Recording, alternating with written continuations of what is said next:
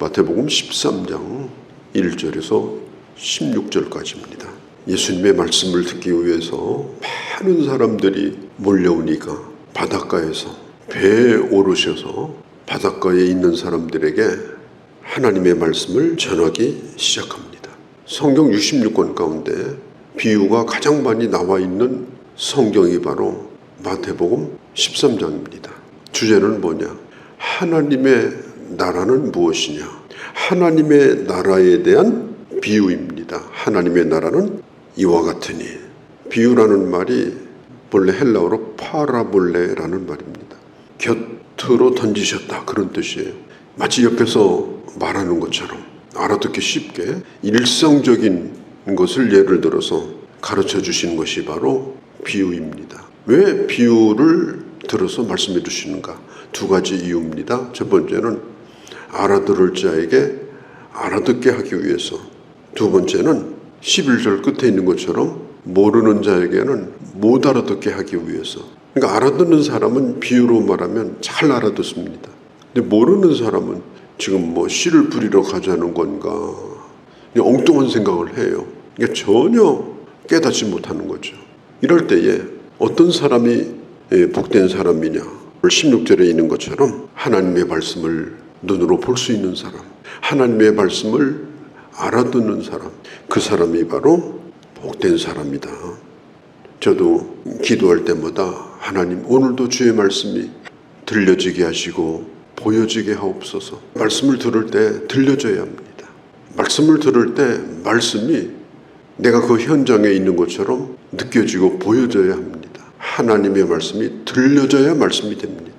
다시 말해서 귀에 쏙쏙 들어와야 됩니다. 그럴 뿐 아니라 보여져야 됩니다. 말씀이 그림처럼 내 눈앞에 파노라마처럼 보여져야 합니다. 그래서 하나님의 나라가 보여지고 천국이 보여지고 내가 누구인가가 보여지고 하나님의 약속이 내게 이루어지는 것이 보여지고 우리는 말씀을 통해서 확인하는 겁니다. 그게 바로 복된 자입니다. 그럼 불행한 자가 누구냐? 들어도 도무지 무슨 소리인지 모르는 사람입니다. 성경에 보면 이렇게 말합니다. 12절에 있는 자는 더 있을 것이다. 없는 자는 있는 것도 빼앗기게 될 것이다. 신앙생활의 복이 뭐냐?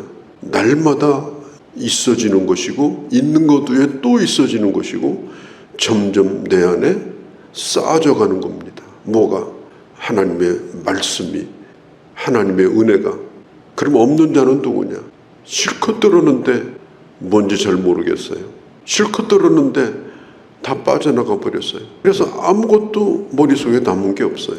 그게 불행한 거예요.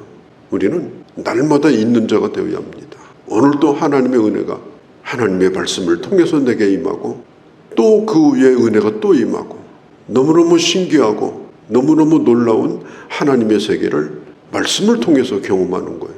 그게 바로 복된 자입니다. 우리 귀가 복이 있으려고 하면은 말씀을 알아듣는 귀가 되어야 돼요.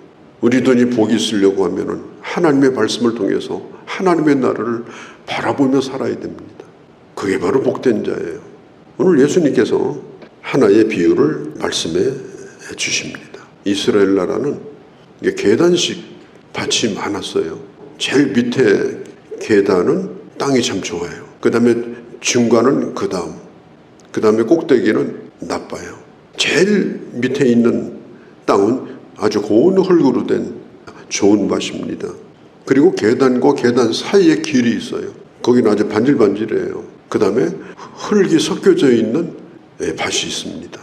그 다음에 가시덤불이 아주 가득한 밭이 있습니다. 농부들은 왼쪽 어깨에다가 시주머니를 메고 오른쪽 손으로 담아서 그 길을 지나가면서 그 밭에다 쫙 뿌리면은 그 인시가 떨어지는 거예요.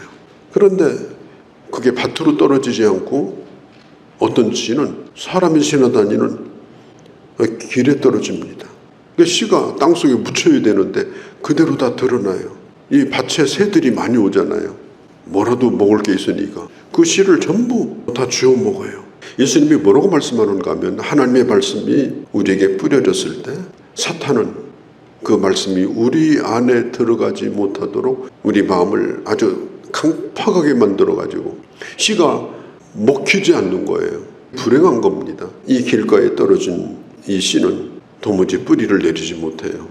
그러다가 새들이 와서 주워 먹습니다. 우리가 설교 시간이 되면 저우는 분이 가끔씩 있어요. 그것은 저우는 사람 책임이기도 하고 또 말씀을 전하는 사람의 책임이기도 한데 어떻든지 간에 이런 일이 없도록 해야 됩니다. 이 졸린 건 못 견딥니다. 말씀 들을 때 그렇게 졸린다면 이게 감당 못하는 거예요. 우리가 항상 우리 마음을 잘 관리하는 게 중요합니다. 또 한 가지는 이 돌밭에 뿌려지는 거예요. 돌밭도 겉에는 이 흙이 살짝 덮어가지고요. 처음에는 싹이 나다가 이게 뿌리를 못 내리는 겁니다. 말씀을 받을 때는 굉장히 수용성이 좋아요. 그런데 뿌리를 못 내려요. 수용은 잘하는데 얼마 가지를 못해요. 또 한 가지는 가시덤불입니다. 이 가시덤불은요, 본래 나쁜 밭이 아니에요. 참 좋은 밭인데 문제는 뭐냐면 먼저 자리 잡은 잡초들이 있는 거예요. 우리 땅이 좋으면 잡초도 잘 자라거든요. 말씀이 뿌려지려고 보니 씨를 뿌리는데 그 잡초 밑에, 그늘 밑에 씨가 뿌려져요. 이게 싹이 나다가 전부 말라 죽고 가시에 찔려 죽고 그렇게 되는 겁니다. 전부 가시를 걷어내야 됩니다. 덤불을 다 걷어내야 돼요. 그렇게 해야만이 말씀이 뿌리를 내리고 열매를 맺는 것입니다. 좋은 밭이 있습니다. 이 좋은 밭은 뭐냐? 말씀을 받아들이는 마음을 가진 사람이에요. 수용성이 참 좋아요. 하나님의 말씀이 뿌려지면 나 몰라라 하지 않습니다. 내게 주신 말씀으로 받습니다. 깊이 받습니다. 마음에 큰 감동이 있습니다. 내게 주시는 말씀으로 받는 거예요. 수용을 하니까 이게 뿌리를 내리고 수용을 하니까 나도 모르는 사이에 그 말씀이 열매를 맺게 되는 것입니다. 우리 모두는 다 좋은 밭이 될 가능성이 있는 사람들입니다.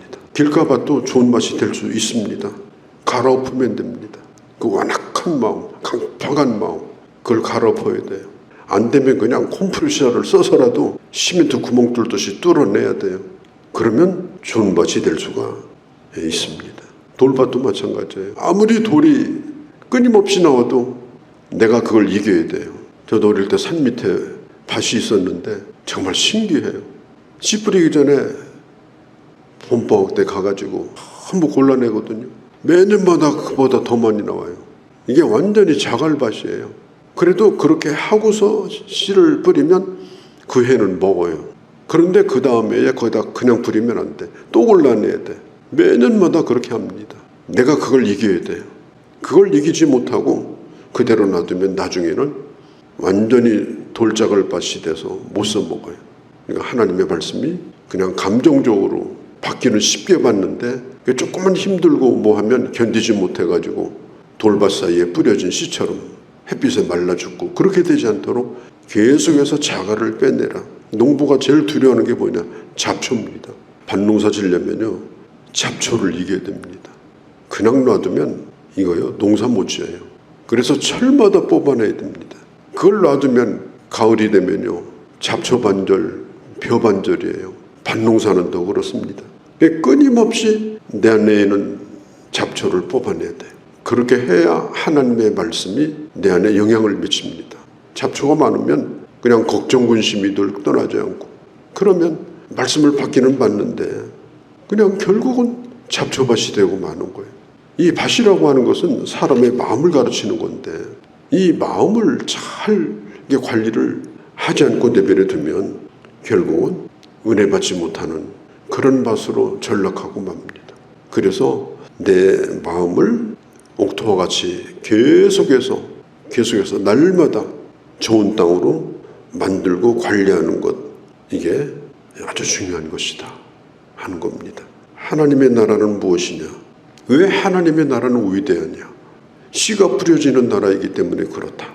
씨가 좋은 땅에만 뿌려지면 어마어마한 일이 일어난다. 사람이 변화되고 인생이 변화되고 가정이 변화되고 저주에서 축복이, 절망에서 희망이, 그 인생이 완전히 새롭게 달라집니다.